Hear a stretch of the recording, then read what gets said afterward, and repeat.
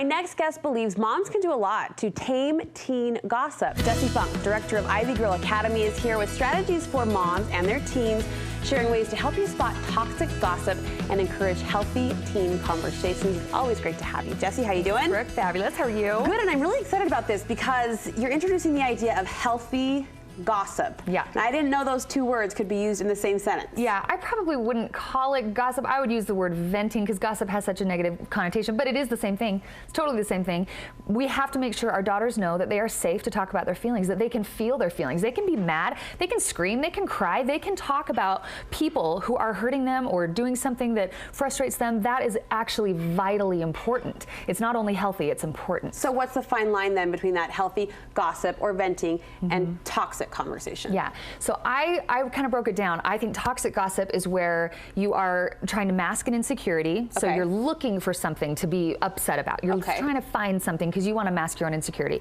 Or you just want entertainment, pure entertainment. You're hurting somebody else on purpose so that you can be entertained by it. So you can create drama. Yeah.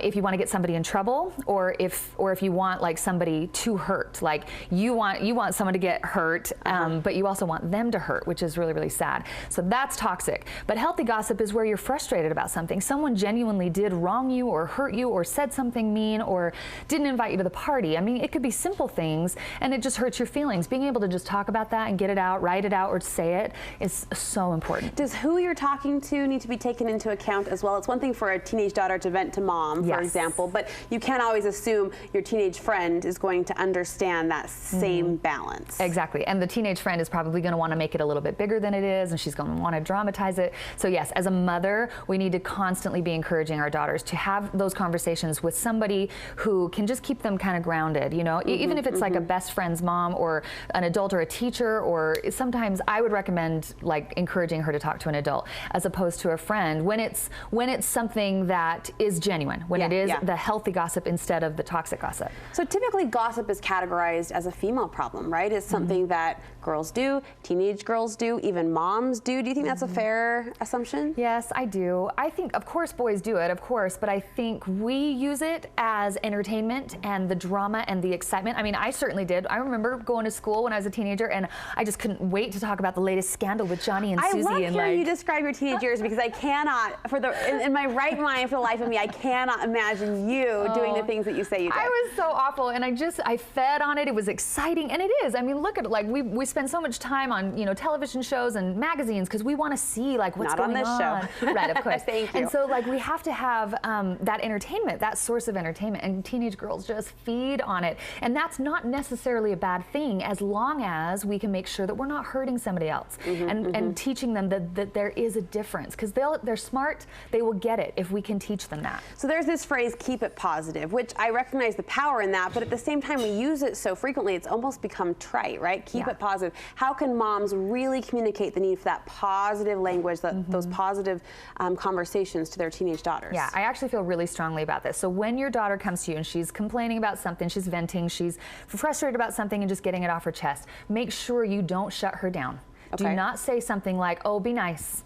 Just learn to get along, honey. What you're doing is teaching her that she should be silent, that she should hold it in. She can't talk about that kind of stuff. And bonus, you will teach her that she can't come to you to talk to you about it because she knows that you'll shut her down. So don't do that. Just practice empathy. That's it. You're always safe with empathy, and don't ever argue with her feelings. No one can ever argue with how you feel. So just say, oh, that must be frustrating. I'm so sorry. Tell me more. What else happened? And let her vent, let her cry, let her scream, let her feel what she's feeling. And then I have two suggestions. Maybe ask a rhetorical question. Say, why, I wonder what their story is. I wonder what their story is. You're just kind of putting it out in the universe. You're not fixing her. You're not telling her how to feel. You're just saying, I wonder what their story is. I wonder if they've been through something hard. Like, what do you think? Do you think maybe they've gone through something difficult that's leading them to be kind of mean or kind of weird or whatever? And I like that. Something along those lines. Or you could always say, this is a little more bold, and it might not go over well with your teenage daughter, but I have talked to a lot of moms, this works really well. You say, okay, so yes, there are problems.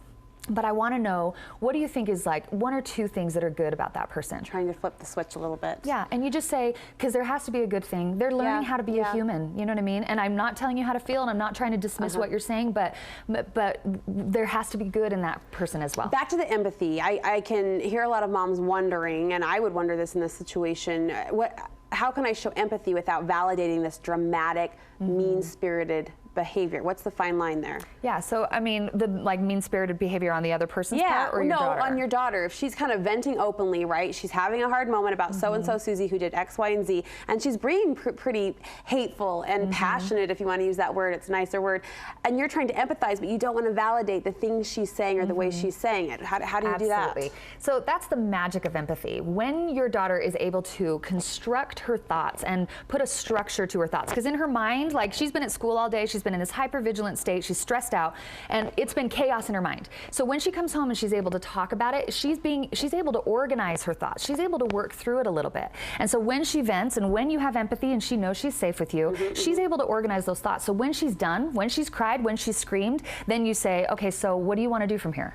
Gotcha. Like, how do you want to handle this? But it's not in the moment that you're plan making. Yes, because you want to let her just get it off, like get it off her chest. And then at that point, you just say, what do you want to do about it? Because now the difference between a leader and a follower, or whatever we want to say, someone who has character, someone who doesn't, is you can feel what you're feeling, but how you act on it is how we know where your character is. Love so it. what are you going to do about this, honey? Love it. You make the point, confident girls are less likely to be gossipy girls. I agree with that. I do know a lot of confident girls who are pretty catty. So, I mean, there's like this narcissist bully out there that can be very, very catty and want to gossip. But I think if a girl feels like she has a lot of worth and she feels valuable, and if we're validating that as mothers, then and we're teaching this exact idea. So we say, this is how you handle it. If you're someone with character, if you want to be a leader, this is how you can handle it. And I have some suggestions for you.